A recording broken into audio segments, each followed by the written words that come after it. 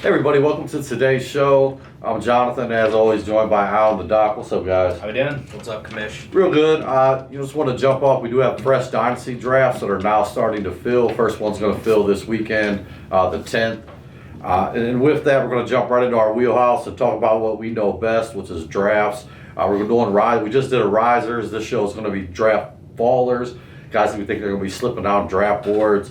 Right before we jump into it, if you could hit the like and subscribe button, come be a part of the Masters family. Love to have you. Let's jump right into this, guys. We're going to look at some guys we think are going to be falling down draft boards. Whoever wants to start this off.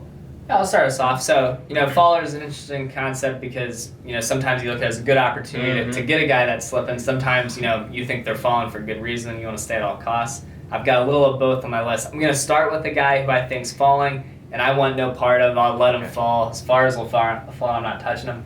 For me, that's Devin Singletary. I don't know if I stole anyone's thunder, but in the playoffs, so Zach Moss was out, which we know Zach Moss was drafted in the third round a year ago and kind of was cutting his workload. And TJ Yeldon made a resurgence out of nowhere and was cutting into his workload in the playoffs. So for me, that was worrisome. I do like Zach Moss next year, but then on top of that, we keep hearing names like Najee Harris and some of these other running backs linked to Buffalo. So to me, that just screams Devin Singletary is, not a true starting back. At best, he's part of a committee, but just doesn't look like a guy you want to invest in Dynasty. That's my first faller. And I agree wholeheartedly, and I didn't like him going into drafts last year. I pretty much hate him at this point. If you're a Devin Singletary owner, my advice is trade him now. Before the draft. I completely agree. Watching that playoff game, with TJ Yeldon. I just felt like the Buffalo, organization had to be thinking we got to pick up a running back. We have to improve that. Right. As great as Josh Allen is, I think you're doing him a disservice. By having TJ Yeldon in the backfield. And I think that's going to be the one thing that stops Buffalo from advancing in the playoffs. I think, but I do think that's something they'll get fixed. Right. Having said that, just doesn't look good for Devin Singletary. Yeah, I agree with you on that one for sure. Good stuff. So I'll go into one of my fallers. Kind of what Alec was saying, and I was worried he was going to take my thunder. So opposite side of that argument, this is someone who I think is falling and you can get really good value on, is Joe Mixon. I was hyping him up all year last year. I thought top 5 back. I was wrong. He had his injuries. All that stuff happened. But Cincinnati's in a good position right now. You would think they'd be able to add another good offensive lineman and continue to make that O-line better. Mixon's going to come back healthy next year. Burrow will be healthy too. And Mixon had some really good games before he had injuries, and he was on a decent pace at that point too. I think next year, I feel like I've been saying it every year for the last few years, but next year I'm really confident he's gonna be a top 5 running back. Lock it in. Next year is finally gonna be the year he stays healthy. Their offensive line looks good for once, and he makes big plays every single week. And he's going to be an absolute steal. Like I said, those injuries really hurt his draft stock, I would think. People are probably getting sick of him because this is a few years now where, he has these flashes of elite production and then he either can't stay on the field or he can't sustain it. I think he will sustain it this year, and I think he'll be able to stay on the field behind a better team. You're going to get some great value with him. I really like him this year. Yeah, I like it. He was one of the guys I had written down, too. I wrote him down last because I knew there was a chance I might take him. I think one of the things I really like about Joe Mixon when I look around the running back landscape is here's a guy that has the potential to be a 3-down back. Just sitting in Cincinnati. A guy that I do think will be slipping down draft boards. If he can stay healthy. If Joe Burrow can get back and get healthy, I do look at this offense as a chance to be one of the elite offenses in the NFL in the next couple of years. And like I said, this guy should be a 3-down back. He's going to get goal line carries. He can catch the ball. He can do it all. And right along those lines, I like it. I have another running back I think's in a very similar situation as Miles Sanders. Another guy I think could be a 3-down back. Another guy that, the quarterback carousel in Philly, the lack of weapons on offense and wide receiver. I do think some of those things are going to get addressed. They'll have the quarterback situation figured out. Hopefully Miles Sanders can come back, get healthy, and be a bell cow in that Philly offense. And I personally think he can. I think he'll be another guy just like Joe Mixon, sliding down maybe one round. Yep. And this will be probably the cheapest you're going to be able to get him over the next 3 to 5 years. Right. I like it. Yeah, I love both those. I didn't say anything about Joe Mixon, but I think actually, Miles Sanders is a very similar name in terms of, tremendous talent, but, through injuries and just a lot of reasons, just hasn't had the fantasy success we've hoped. But yeah, I look for them both to have big bounce back years, like their potential a lot. Definitely think they're slipping a little bit because of what happened last year. Great opportunity to hop in a Dynasty League right now, draft them at a little bit of a discount, load up your team. I love it. I agree. Yeah, I really love that Miles Sanders take for 2 reasons. One, their new head coach was the OC for the Colts, and we know how they love to run the ball. Yeah. And my second reason is, last year he was running behind a line where Lane Johnson didn't play much. Their left tackle was out for the year.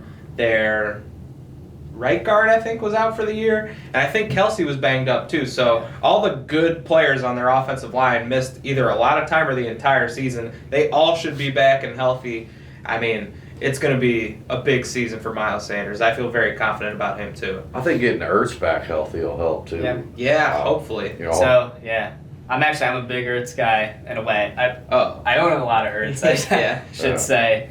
I saw something the other day where it sounds like there's a lot of chatter that he's played his last snap in Philadelphia. Did not know Yeah, that. It's all speculation, but I was just reading an article and again, just all speculation, but they made it seem like, I don't know if it's mutual, but, it seems like they're definitely rebuilding. They've got Goddard. Ertz's contract situation was kind of up in the air at the start of the season. Then, he did not do much. So I think they could look to cut, trade, or I don't know. But that's another guy then I immediately have on my fallers list. I was going to say, so unfortunately I have a lot of Zach Ertz, but I refused to trade him away because I thought, he's still Zach Ertz, right? And so going into drafts this year, he's going to fall big time. So, maybe you press that button on Zach Ertz and hope he gives you a couple more years of what we were used to. And I'll just say this. I'll say go trade for him now. And this is just me guessing. I feel like anybody that's going to trade for Zach Ertz is going to be a contender.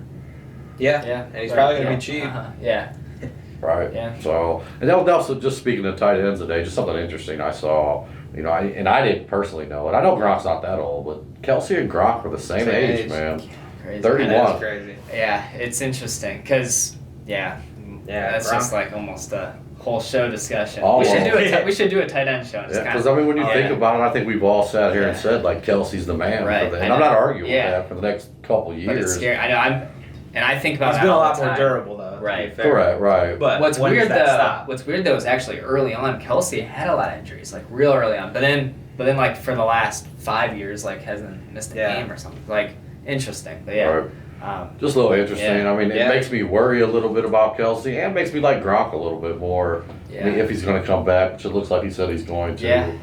Yeah. I still think he'll be a sleeper in drafts for a couple years. Right. Anyway. Yeah. Stepped up in the Super Bowl. Sure did, man. Sure did. Yeah. It honestly made it look intentional that they weren't using him I know. because they were using him in the Super Yeah. Bowl, and it's didn't expect it at all. Yeah. That being said, you don't didn't even need expect it. You don't even need to do that though because they have 3 other Pro Bowlers on the offense. Yeah, tons of weapons. And maybe if that clears up too, maybe somebody ships out in that Tampa Bay offense. That'd make me like Gronk a little bit more too. Yeah. I'll keep an eye on that. Another faller I got here, Michael Thomas. Last year he was saying he would have took him at 1. And it's got me. And this was before the season last year. He was considering taking number 1 overall in Dynasty. And as the season progressed, I'm like, it was getting hard to argue with him. Yeah. Now I'm not saying take him that high, but I do think last year was a fluke. The injuries with him, Drew Brees. I honestly think there was a little bit of a disconnection between those two with some of the off-season stuff. Not going to get into all that. I think Michael Thomas is elite, man. I do. I think he still has, at least 3-4 good more years in him. And there's a guy I could easily. I think he'll be slipping into the second round. For sure. And last year it was pretty consistent. After those first few running backs came off the board, Michael Thomas mid-first round, and you felt good about it when you made that pick. Yeah. It's just a guy that I think you're going to be able to get a deal on. Obviously, a little bit of concern at the quarterback situation, but I did hear maybe that Jameis. They like Jameis, I've heard. I don't even know, but it seems like but then Breeze could might come back. That's what I thought I heard. They said he was going to retire in that, and then now they're restructuring his deal. It makes no sense. See how that goes, but I think either way, I'd actually prefer it be Jameis, which I know sounds weird. Yeah, I know too. Yeah, I was saying it all yeah. last year. But I mean, Jameis Winston's a gunslinger, man. Yeah, Like, one thing for look certain. at Godwin and Edmonds under Jameis, you know? I mean, that's all you got to do is look at those two. Yeah. And yeah, I think Jameis Winston's going to throw some interceptions. Sure. Absolutely, man. It But doesn't affect Michael Thomas. it though. does. In a way, it kind of helps him. Yeah, I know. Gotta keep play throwing from behind more. catch up, yeah. Right. So, I mean, to me, Michael Thomas, the guy I got my eye on to go get a little discount on him this year. And I think you're, dealing with a top 5 wide receiver the next 3 to 5 years, or maybe at least 3 years. I Right. like Michael Thomas. So, Yeah, he's a the guy I value think will be there, slipping, a yeah. guy I think get a deal on. For Yeah, sure. I like that. So my next faller, kind of similar to the Joe Mixon and Miles Sanders takes a little bit, except I still think he's going to get picked before those guys, but I think he's slipping some. And that's because there is a lot of uncertainty with what's going to happen with him this offseason. That's Aaron Jones. We love the talent, but, A.J. Dillon came in, was taking away carries. Jamal Williams taking away carries. We know the contract's up. But this is a guy who finished as a top 5 fantasy running back, I think both the last 2 years. It's hard to ignore the talent. He's been healthier recently. Early on in his career, couldn't stay healthy, but I do think he's probably done in Green Bay. But I think he's going to go somewhere who wants to use him. And I think people are afraid of the unknown right now, and they're just kind of staying away from Aaron Jones, don't want to invest a high, startup dynasty pick in him. Right. But I think you could, get a really high-end running back, maybe in round 2 or even round 3 of your startups. Yeah, I wouldn't be surprised to see him slip to round 3 with uncertainty. Yeah, if I could get Aaron Jones in round 3 of a startup, I think I'm pressing the button on that. Because think about it, you're on the clock in round 2. Yeah. You're looking through some of these guys. The uncertainty is going to scare you a little bit. Yeah, right. And so I could see that for sure. But here's a guy, and I just keep bringing up Buffalo. Yeah. I look at Pittsburgh. Plenty of teams I could use a running back. I was thinking San Fran too. If we get him in Kyle Shanahan's scheme, I think that would be great. And so that's where, all of a sudden he signs, a 5-year, $55 million contract in one of these great landing spots. Yeah. Then he's going to get up on a riser show. So I think right now he's a faller. Grab him now because, if the landing spot's good, he's going to go right back up to where he was before. And I also think getting re-signed in Green Bay is not impossible. And I think even in Green Bay, I know we like A.J. Dillon, and A.J. Dillon did cut in the workload. But I still think Aaron Jones is really good. And even in the playoffs, we saw it when they had that committee approach. Aaron Jones can still hit the home run. Mm-hmm. I still think he's, the best overall running back in that backfield. So no matter where he goes, I think I'm pretty excited about Aaron Jones. I agree. The exciting thing about him is, these are PPR leagues. He can do it all, man. He run between the tackles. Yep. Very good pass catcher. Mm-hmm. Aaron Rodgers looks for him too. So hey, I don't think it's the worst thing. I'd personally probably rather he move on. Yeah. I'm a little scared of him and Dillon. But in today's NFL, you got to kind of get used to being 2 running backs. So. Yeah, that's true. Yeah. But good stuff, I agree. Yeah. So my last follower will be, and I'm not sure if this is a good or a bad spin on this, but it's Odell Beckham. Yeah. It's been a weird journey for Odell. He lit the world on fire the first few years, and he's had one season in the last 4 or 5 where he's actually played the full year, and that was 2 years ago where he was playing hurt the entire season. So health is obviously a big concern, and that's going to drop him down as he had another season-ending injury. But maybe it's Brown's bias, but just seeing the way the offense started clicking towards the end of the year, they got a little more comfortable. I think Odell's going to put a little bit of work in. I think he stays in Cleveland, and I think he starts to be used, more like Odell should be used. And at this point, you're going to get crazy good value on him because I feel like his value's never been lower at this point. Yeah. Oh, sorry. No, I truly love that. When you started off saying you didn't know how it fit in, I actually think it fits in great because I definitely think he's a faller, but definitely a guy I'm willing to buy. Buy low, get him while he falls. Right, and that's the thing too, is because even if you do take him, I can't guarantee he stays healthy because he hasn't been able to the last 4 or 5 years. Yeah. So that's an area of concern too. But the value itself is going to be way too good to pass up. I always keep thinking back to that Dallas game where he had 3 touchdowns, I think. I think they're going to get him the ball a lot more than they did, in the past, and he's going to be a bigger part of this offense. And I don't think it's going to be as forced as it was in the past. And I think for that reason, Odell's going to exceed expectations, and he's going to be a great value pick. Yeah. And I actually think out of all the guys we talked about, he's going to be falling further than any of them. Yeah. And the reward is potentially as high. Yeah, I mean, I'm sitting here trying to rack my brain around where is he going to. I mean, I could see Odell slipping to the 4th. I could probably further. Fifth I mean, round. think like Stephon Diggs had name value, and he was going fifth, sixth round last year. So I would not be surprised. I don't know what round to put on it, but I think the last few years we looked at Odell as high risk, high reward. Now all of a sudden I think he's going to be going in a spot where he's low risk and still has that high reward.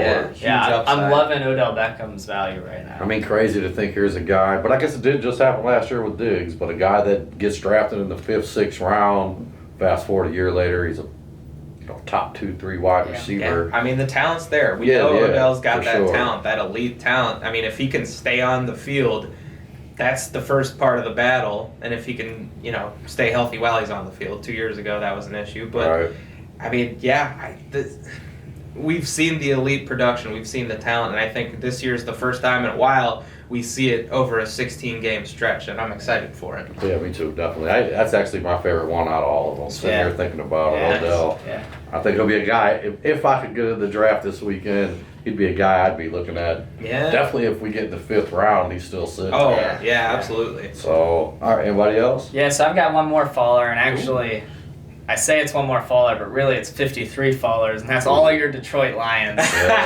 And some of them I might be buying, some of them I might be completely staying away, but, just after the Stafford trade, it's clear they're in rebuild mode. I think that's scary from a fantasy perspective. We don't want to be tied to teams who are just, tearing it all down. A lot of uncertainty, both, I mean, they just hired a new coach, but, in 3 years, will Dan Campbell still be there? I don't even know. Will the front office still be there? I mean, we saw, Cleveland, Miami have these rebuilds where they tear it all down, and then it works eventually, but, for guys like Goff and DeAndre Swift and Hawkinson and Galladay, I mean, these are all names who, at times I've liked a lot, but next year, I don't know. I still think on some of them there's a buying opportunity. Like if DeAndre Swift, falls enough, absolutely buy. If Hawkinson slips, absolutely buy. But I don't know, some of the other Detroit players I might just stay away from, but maybe not. I don't know. Yeah. But, and that sucks for Hawkinson because here's a guy we were speaking about that could finally crack into that upper echelon tight end. I mean, just a position that there's just not a ton of talent. So maybe though, Kenny Galladay could leave. Hawkinson might be the only receiver. He might be the only receiving threat on that team. Maybe Jared Goff will just pepper him with targets. We've seen Goff throw to Higbee a ton in the past. So I don't know. I mean, I think he's a faller, but I still love Hawkinson. Yeah, me too. Just think you have to temper your expectations a little bit this year. It's going to be a messy year. It's a great take. The last guy I wrote down, and I actually think he finished the season strong enough that I don't think he's going to fall too far. But Lamar Jackson, you guys know he's my guy. Yeah. I do think he'll be a guy that's slipping down a little bit. Absolutely. Last year we seen it, for the first time in a while, 2 quarterbacks in the first round, quite a bit. And I actually think potentially Josh Allen, Kyler Murray, probably leapfrogged them. For a lot of people. And I'm okay with that strategy. Having said that, Lamar slips down to 4 and 5. I do think there's a buying, drafting opportunity there. Set yourself up with a really dynamic quarterback, probably the best rushing quarterback in the NFL. He is the best rushing quarterback in the NFL. I think he'll be able to maintain that the next few years. So for me, Lamar Jackson, I think another guy will be slipping down. More importantly, this draft's going to be starting hopefully this Saturday if you're looking to sign up for a new Dynasty Draft, MastersFantasyFootballLeagues.com. And we will definitely be doing a reaction show to this draft, see which ones we had right, see which ones we had wrong. Probably do another rise and fall show based off the results of that. Nice. Thank you guys so much for listening. If you could, hit that like and subscribe button. Love for you to be a part of this YouTube channel. That's all we got today, guys. Thank you and good luck this season. Thanks for listening. See you.